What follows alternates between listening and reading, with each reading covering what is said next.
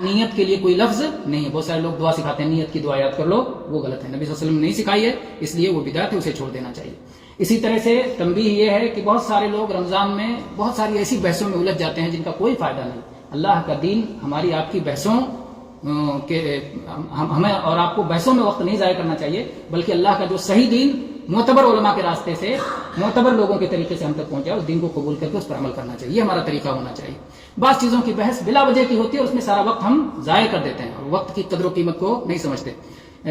رمضان میں تراویح کی رکعتوں کے بارے میں بہت ساری بحثیں ہوتی ہیں، حالانکہ جن پر بحث کرنا چاہیے اس پر بحث نہیں کرتے. بحث کرنا چاہیے کہ تراویح اطمینان اور سکون سے ادا کریں.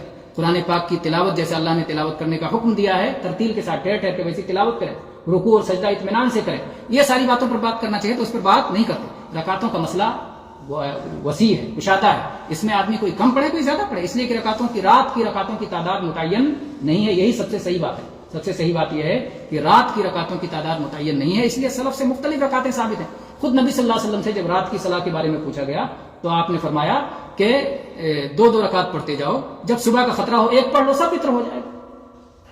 تو اس حدیث سے معلوم ہوتا ہے کہ کوئی رکعت متعین ہے. اللہ کے نبی صلی اللہ علیہ وسلم نے خود بھی مختلف وقتوں میں الگ الگ پڑھا ہے. کبھی آپ نے 11 پڑھا ہے، کبھی آپ نے 13 پڑھا ہے. یہ اور بات ہے کہ آپ زیادہ 11 آپ نے پڑھا ہے، جیسا کہ عائشہ رضی اللہ عنہ کہتی ہیں کہ رمضان ہو، رمضان کے علاوہ کبھی نبی صلی اللہ علیہ وسلم نے 11 سے زیادہ نہیں پڑھا.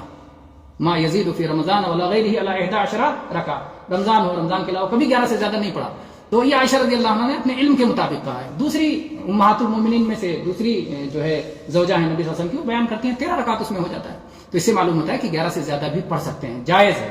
ہاں عمومی سنت 11 مانا جائے گا کیونکہ آپ نے اکثر 11 پڑھا ہے، اور 11 ہی میں زیادہ اطمینان سے انسان پڑھ سکتا ہے، زیادہ تلاوت لمبا قیام کر سکتا ہے، سجدہ اور رکوع اطمینان سے کر سکتا ہے. اس لیے 11 ہی سنت ہے. تو اس لیے یہ بحث بھی بہت زیادہ جو ہے کرنے والی بحث نہیں ہے، اور اس پہ خشوع اور خضوع اور جو ہے اور دوسرے جو معاملات اس سے زیادہ اہم ہیں ان پر بات ہونی چاہیے.